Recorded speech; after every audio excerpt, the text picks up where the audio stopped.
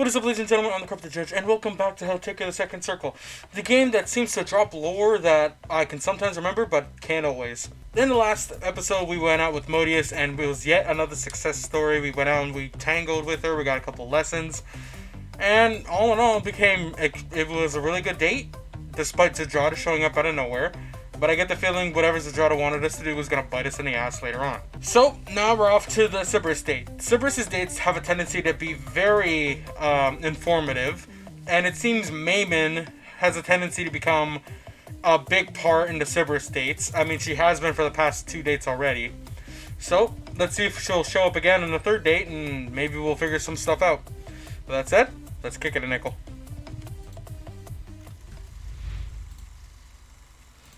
For the first time in far too long, you found yourself with some free time unburdened by the needs of the household. Okay, so I guess this is like all contained in one day, maybe? 1 day or 1 week. After making sure the house wouldn't self-destruct while you did so, you elected to spend your precious free afternoon catching up on some much-needed sleep. Your sleep is not a peaceful one, however, and disturbing visions swirl around in your head like a goldfish in a bowl. Justice joins a professional soccer team backed by a cheerleading squad consisting of Modius, your college ecolosh, elocation, I don't know. I don't know. College teacher, Mr. Thorndick. Oh my god. Thorndick. Oh my god. I could phrase this in so many ways. And grandmother Taker.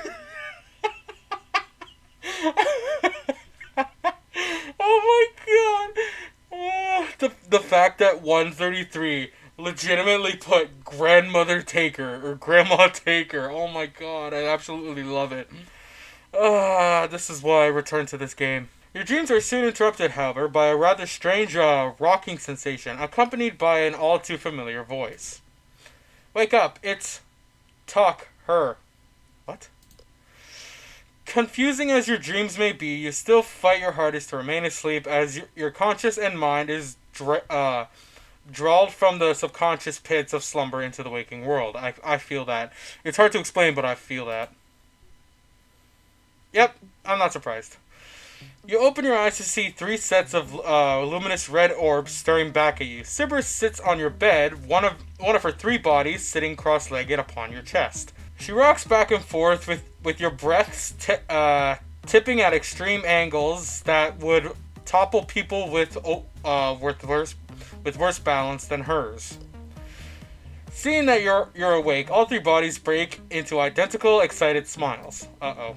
You're awake! Yes, thanks to you. So tell me, ladies, what are we doing today? Finally awake! We've been trying to get your attention for a while now. You must have really been tired. I mean, tangling with Modius really does take one out of me. I was. Well, technically, I still am. Can I ask why you're here? You can! Okay. Why are you here? So, Cerberus, why are you here? The body straddling you beams, leaning in, almost close enough to touch noses. Her voice comes out as an excited whisper, her breath's hot on your cheek. I started recording the right game, right? It's time to learn the truth. She's been holding out on us all this time, and we've had enough. Today we're taking back. Oh, we're finally gonna talk to Lucy. I forgot. The second date, Cerberus went completely mad and said that we were gonna talk to Lucy and figure out what the heck's going on. I have to learn to be quiet. It's almost midnight again. I have a tendency to record around this time now. A small seed of worry plants itself firmly in the back of your mind as you hazard your next question. You're talking about Lucy, aren't you? You still want to ask her about your bodies. What? Wait. Cerberus nods seriously, her expression growing a shade darker. Wait, I thought we were talking about something else. We feel things the other girls don't. We're more potent, but we don't really understand anything about where we came from. Lucy is the first demon we can remember, so she must have the answers. We had this answered. Cerberus was created for the sole purpose of making sure hell stays in balance and to keep it the way it is. But she also made Cerberus so that way she wouldn't have any trouble having a nice life despite all the things that have been put on her shoulder. At least that's what the game told me, and that's from what I remember. Somebody fact check that for me. Only problem is, every time we ask her, she finds a way to avoid answering us. She trapped us in the laundry room last time. How did she manage that? I don't think it's really hard. She made a sign. It distracted us. Kudos to you, Lucy. What sort of sign? It was a very mysterious sign. We couldn't figure out what it meant. Oh man, this should be really good. What did it say? Only 2 words. Guess what? ... She locked the door while we were reading it, and we were stuck there until judgment let us out. Kudos to you, Lucy. Well, that explains the howling that kept you awake last night. We aren't giving up though. We're going to talk to Lucy and make her tell us everything. All right, so this is going to be a very lore-driven date. The question is, will it end in success? And how do you plan on accomplishing that? Do you really have the raw power to force Lucy to tell you the truth? Cerberus rolls her eyes in mid-frustration. Of course not, dum-dum. That's why we woke you up. We need your help. Come on. The seed of concern has laid down roots and is starting to push leafy tendrils up through your consciousness. Either oblivious or willingly arrogant to your mounting worry, Cerberus herds out of bed and into your day clothes. Her eager hands, perhaps a shade too much. I'm very confused. I'm having a little.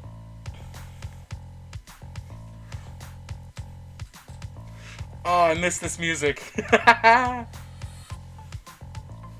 I still gotta find them. I gotta figure out what the heck the music is or something. I don't know. I know Dana O'Hara tends to do live streams on Twitch. Maybe I'll ask them like who the music producer is. The demoness leads you out of the room onto the second floor landing, talking nonstop. Okay, we've been watching Lucy very closely over the past few days. We know her schedule. Hang on. What the heck? Do you guys see that? I don't know if that's my game or not, but you can, if you look closely at her outline, you can see it thickens every now and again. Oh, it's the startup of the blinking cycle. Cool. I feel like I notice a bunch more stuff in this game than anybody's meant to. I don't know, but that is a really interesting detail. How did I not notice that? Like the outlining thickens every time the blinking cycle starts. So odds are I'm gonna have to keep an eye on all the other girls if they do that. Top to bottom, inside and out. She always comes upstairs for a glass of wine sometime around 3. So that's when we'll strike. Well, we have the high ground. You don't want to try anything with someone you don't want to try anything when someone has the high ground. You bite your lip, concerned. I know Cerberus means well, but I feel like she's a little more obsessed with this. Like, I get it, it's her right to know what it is, what she is, and everything like that. But at the same time, I feel like she goes a little bit overboard and she doesn't think everything through. So, run me through the plan of yours. Lucy comes walking upstairs and then you... Oh my god, hang on. Oh, why is this so adorable? The way they, like, are short and they just stand tall. I don't know what it is. I absolutely love that. Opening a small locker by the banister, Cerberus withdraws a tangled, gladiator-style weighted net. Uh-oh. 2 of her bodies struggle to untangle the mass of porous fabric, while the third one turns to continue her lecture. We'll wait up here, just out of sight. Then, when she comes up the stairs, we net her. Like a fish. A fish that won't talk to us. Well, fish don't talk, so... Imprison the Queen of Hell in a net. This isn't some Saturday morning cartoon, and that little thing won't stop her for more than a couple seconds. We know. That's why we decided... Two thin but surprisingly strong arms wrap around your waist. Grunting, Cerberus hoists you off the ground, holding you triumphantly over her head like a deadlift champion. We're going to throw you down after the net. What? We heard Justice saying that Lucy has a weakness for you. What? So we're going to use you as our secret weapon.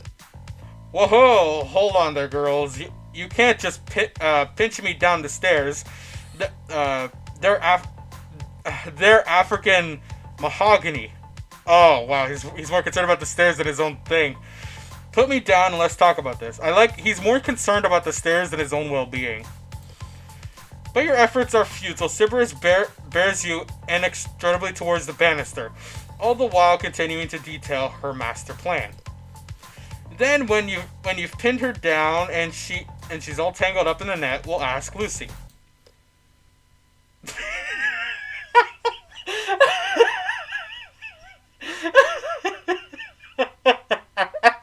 Oh my god! As soon as the music stopped, I kid you not, I actually got for a split second, I was completely scared, and then I see Lucy. Oh my god. Okay, I'm good. Lucy, I decided to stop talking to you about your top. Honestly, I don't mind looking at it, but I don't think it's appropriate for the audience. Alright, Lucy, ask me what? Cerberus whirls around at the voice, pinwheeling your body through the air. Lucy stands at the base of the stairs, eyebrow cocked and hands on her hips. Ooh, that's angry, Lucy. And what are you doing with my taker? Why do I low-key like that? I guess she threw us down the stairs. Cerberus drops you to the ground with an, thud. You get to your feet, dusting yourself off as Cerberus, her plant Scamper, desperately tries to come up with a good explanation for her behavior. We're playing a game. No, wait. Taker saw a spider and her was super scared. Wait, what? No, wait. Taker saw a spider and her was super scared. I don't think that her's supposed to be there. Okay. O'Hara, I know you just did one and then copy-pasted. I don't blame you. Cerberus visibly deflates in the face of Lucy's steely gaze. Her profligate excuse diminishes to a barely audible mutter as she averts her gaze. Gathering herself, you address Lucy and Cerberus' stand. It's alright, Lucy, we're just horsing around. Cerberus got into the WWE tapes again and wanted to try performing a backbreaker. Lucy makes her way up the stairs, eyeing the two of you suspiciously. In a blur of motion, one of Cerberus' bodies darts forward, brandishing the net. You have barely enough time to brandishing the net. You barely have enough time to stick your leg out, sending her tumbling over head over heels into the banister.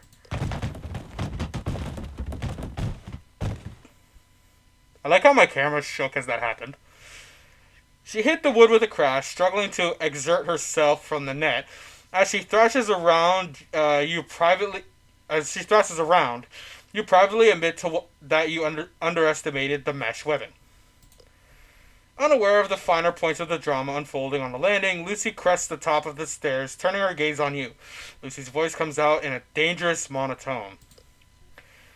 One more chance to explain. What are you doing? I'm not in the mood for jesting or playing around. So if I don't like your answer. She let the threat hang there, unspoken, but unmistakable in its intent. You crest a questioning glance at Cerberus, who nods wordlessly, steeling herself. You place a hand on one of her shoulders and turns back to Lucy. Lucy, we have some things we need to talk with you about. We were disagreeing on how exactly to get your attention when you showed up. Lucy's continuance softens a touch, and she puts her hands on the bridge of her nose, sighing deeply. You and the rest of the household. Well, nice to know we're not the only ones. Well, whatever it is, it shall have to wait until later. I have a job for the two of you that can't wait. Okay. From a pouch at her waist, Lucy withdraws 4 sticks of railroad chalk. Fanning them out, she offers one of them to you and the rest to Cerberus. I've decided our home security is in much need of some refurbishment. Cameras and locks won't be enough to deter a demonic assault. She knows something's up. We have not mentioned anything in regards to like demons like this to Lucy. So unless justice or judgment has said something to her, she knows. She knows about the Four Lords. We're going to need something much sturdier than what we currently have. And your solution is chalk. Don't stand triumphantly, you three. In a sense, I wish for you to draw me a ritual circle that will allow me to better ward the house from attack. Reaching into her back pocket, the Queen of Hell withdraws a small piece of paper upon which is traced a solid-looking asthmatical No, not a sigil again! Oh, the last time we dealt with a sigil, Zedrata left us out somewhere. This is a Godian glyph of Hell Fate. It acts as a sort of battery, which we can acts as a battery through which we can channel magic into static objects. I need you to trace this around the outside of the house. Once you finish drawing it, Justice and Judgment will be able to channel some of their considerable power into the glyphs to buffer our defenses. Okay. Do this for me and I will consider honoring your request. Do we have a deal? Hell yeah. ... Yes. Good. Now I must depart. I have much to do and increasingly sparse amounts of time in order to do it. Departing, Lucy leaves the two of you pondering the lengthy task ahead of you. After a moment of contemplation, Cerberus speaks. Just who does she think she is? Your boss. Imitating Lucy's often lofty manner of speech, one of Cerberus's bodies addresses the other two in eerie plutonium. So sorry, but I can't be bothered to talk to you, Cerberus. Maybe if you do an extra good job working for me, I might consider giving you the time of day. She turns back to you. She didn't even say she would hear us out, mind you. Whatever the others say about us, we do pay attention. Well, sometimes that is. You shake your head mildly impressed. I will say, her ability to wrap people up in her plans is commendable. Her ascension to the throne seems more and more believable every day. Cerberus says nothing. Her face sport identical scowls and irritation. Perhaps now isn't the best time to compliment Lucy's abilities. I'm a compliment. Let's try and get this chore over and done with. We can make plans and work at the same time. Ugh, do we have to? You let your silence answer for you, and Cerberus rolls her eyes. However, she follows you outside without further complaint. Hey! Why do I low-key like this? Oh, that's the car that they drive. Given the taillights and the way that it's got that little center bar, as well as the windshields themselves, that is a Honda Odyssey minivan. I am amazing. Anyways, I really like this. However, that Cerberus that's hanging out behind Taker is questionable. And I'm pretty sure you all can see why. But I really do like Cerberus' outfit. I can see it all. Also, why is Taker always wearing the white suit? I've seen somebody on Facebook who kind of calculated how much it's worth. Man wears like a $10,000 suit every single day. Once outside, you quickly settle into a rhythm, marking sign after sign on the house's exterior. Okay. After studying Lucy's diagram for a moment, Cerberus sets to work alongside you.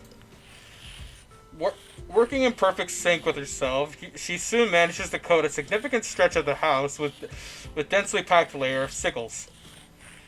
The two of you chat as you work. Cerberus' speaking body changing as she rotates around you, chalking the symbols. Taker, do you have a purpose? Oh, we're back at this again. Purpose? Like a thing I'm meant to do? Mm-hmm. You know, I'm not sure I do, Cerberus. I can't think of any one particular goal my life would be incomplete without. Is that what you mean? Yeah. I guess the closest thing I would be. Hang on. I guess the closest thing I have would be my ties to you and the other girls. What about you? What do you think your purpose is? We aren't sure. Zadrada and Melina have their mortal vices. Mortal vices. What's that? And justice and judgment both like seeing jobs through to the end. What the heck? The window above you opens and Lucy pokes her head out. A mostly empty bottle of wine dangles from her fingertips. Looks like Cerberus's predictions was right on the money. After you're done, run along to the store and pick me up more of this. What the heck? Chachu Sengi, won't you? This bottle's almost dry. Answer my questions first! Without waiting for a reply, Lucy withdraws her head, shutting the window behind her. Oh my... I like Lucy, but I'm not gonna get into detail. Cerberus punches the side of the house, her blow cracking the old brickwork. And that, old goat, will never be happy unless she's telling somebody what to do. We're not a servant to be ordered around, or some pet to be fondled at her leisure. Why do we have to do her dirty work? I never really thought about that. If it's independence you want, I'm sure we can negotiate too. But Cerberus is already shaking her head at your suggestion. No. We don't want independence. We just want a direct answer from her. You keep saying you want answers, but I'm still in the dark as to what that means to you. All the other demons understand their place in the world order. They have a purpose, and that purpose exerts a strong pull on their character. We don't... Hang on, I feel like I missed something. On their character... No? Okay. We don't know what that feels like, what our purpose is. Sometimes we get these flashes, a certain arrogance to do something, but there's no feeling of fulfillment or purpose to it. Until we saw Mayman threatening you in the park, that is, it was like reaching back to scratch an itch. But wait. So she does know who it is, and she kept claiming that she doesn't, so Cerberus knows something about Mayman, because we never told her the name. And I know on the first date, she said that she didn't know, but it was clear that she did. I don't know if Taker's gonna clue in on that or not. Until we saw Mayman threatening you in the park, that is, it was like reaching back to scratch an itch, but realizing halfway through that the source of the itch is buried deep, deep in our skin. That's what it felt like when I got close to Mayman, like there was a purpose in me being there. Apart from you saving me, you mean? Well, it's complicated, but it felt like the two were connected in some way. Okay, so Taker's just an idiot, and he's not cluing in on the fact that they know who it is, and he's not cluing in on the fact they know who it is, and Taker's not cluing in on the fact that he doesn't know who Mayman is, because he never learned the name. We got this incredible feeling that when we pounced on her in the park, and again when we chased her down the alley, we felt like we could have fought her forever and never gotten bored. Do you think your purpose is tied with Mayman in some way? Cerberus nods after a moment's thought. Yes, we do. And we think Lucy knows the specifics, and still won't share them with us. ... We've been doing some thinking, and we have something important to ask you on the subject of our beloved queen. Do you trust in Lucy's intentions? Do you think she wants what's best for the rest of us? Oh no! Okay, this is gonna suck. Now I'm gonna hang on. Menu, save. I'm going to put it in this one. This is where my choices are normally are. Okay. I'm going to do yes in this one. And then odds are off camera I'm going to say no. And then I'll probably let you guys know what the answer is later on. So let me read the backlog again. Let me see the question. Do you trust in Lucy's intentions? Do you really think she wants what's best for the rest of us? Yes. Yes, I do. She might be manipulatory, secretive, and dangerous to oppose, but I think she has our best interests at heart, by extension at least. Her fortune is as tied to ours as ours is to hers, and I trust in her ability to remain self-interested. How can you still trust her after everything you've seen? After she's made it perfectly clear she doesn't care of our peace of mind? It's not quite as simple as trust, but I believe that Lucy doesn't perform actions rashly. If she keeps secrets from us, there's likely a good reason for it. We may not understand it right now, but there may be an excellent reason for her keeping us in the dark. Don't think that'll stop us from approaching Lucy, though. We will find our purpose, and I commend you for that. But what if finding your purpose means surrendering your agency? Surrendering? How so? Well, is it really worth knowing your purpose if knowing your purpose dictates your actions? All three demons' bodies cock their heads at you.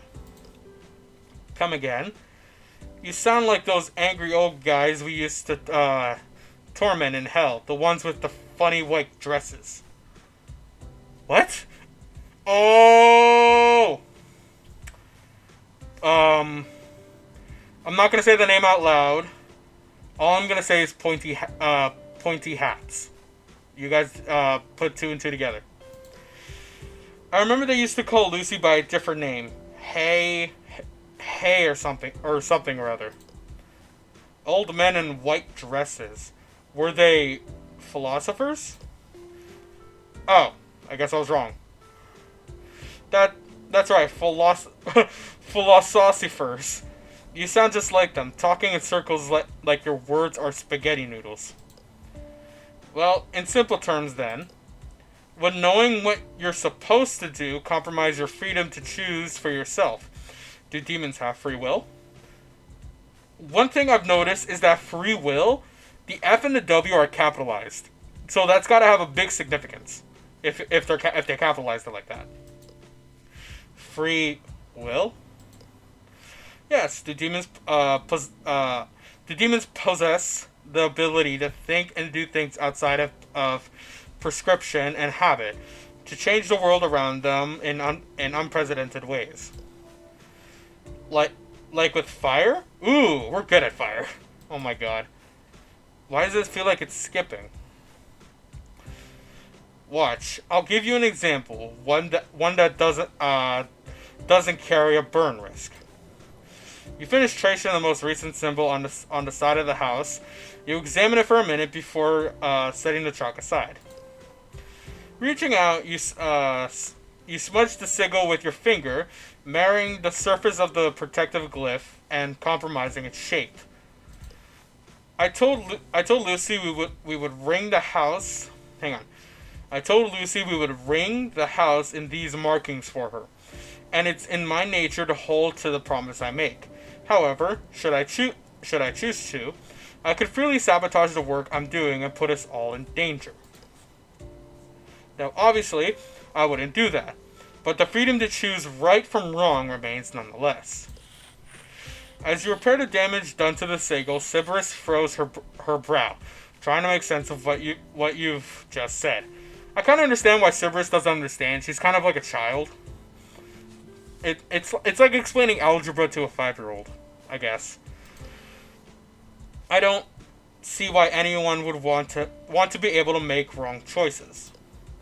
Well, some people don't. Some people live their entire life with presemps telling them what they can and can't do. And that's a choice as well, I suppose. But even if a choice may not be in the human's best interest, we are free to make the choice to the best of our abilities. Traveling to hell in search of a harem? Now that was a choice that I made that was probably not in my best interest. But I had a dream that I was willing to risk my life to see through. A dream, huh? You say you want to corrupt the mortal world. You say that you want to discover more about yourself. But how do you want those things to come about? Outcasts like Mayman already seem to have a firm rooting in this world. If you wanted to, you could leave for hell this very day, relatively confident that the earth will be twisted towards corruption without your hands in the affair. But we don't want that. Cerberus looks up at you, her eyes shining with empathy. We want to be the ones to do that. So I'd challenge you with one final question. How do you want to go about learning more about yourself? Do you really believe you'll be happy with the information you'd get from Lucy if it dictated your purpose from this point forward? Or would you rather seek out your own truth and discover who you are along the way? ... Mulling your question over, Cerberus spends the rest of the chore in solid silence. As you finally sketch the last of the sigils onto the front door of the house, she speaks. Even if the knowledge might be tricky to accept, we owe it to ourselves to try and draw it out. Yeah, we aren't afraid of anything. Reaching out a hesitant finger, Cerberus moves slowly towards the sigil on the door. Half an inch from the surface, her finger runs into an invisible barrier. She pushes forward regardless, sweat beading on her forehead as her other two bodies move to support her arm and guide it forward. We don't know where we came from or how we came to be. If Lucy won't tell us, not properly anyways, then we do know someone who might. Oh no, don't tell me it's Mayman. Someone who knew enough about us to stop us in our tracks. Who, I bet, we could convince to spill any secrets she may be carrying. Cerberus looks up at you, a predatory glint in her crimson eyes. Hey, Taker, how about we go Mayman hunting again this weekend? Ignoring the sinking feeling in your stomach, you put on a smile. Sounds great, Cerberus. Okay, so before we continue anything, guys, I kind of want to figure out what the no answer is for you guys. That way, I don't forget because it's so early on in the game. So, no, I don't think she has our best interest. You cast an eye around for eavesdroppers before you answer Cerberus' question, lowering your voice to a conspicuous whisper. I think expecting her to prioritize our safety over her own is a foolish notion. She's clearly obstructing your investigation, and you aren't the only one around here who can't get a straight answer out of her. Then why don't you hold up a finger, silencing Cerberus, and continue? Nonetheless, we're all on the same ship, and if you ever want to get answers to your questions, we have no choice but to continue sailing with her at the helm.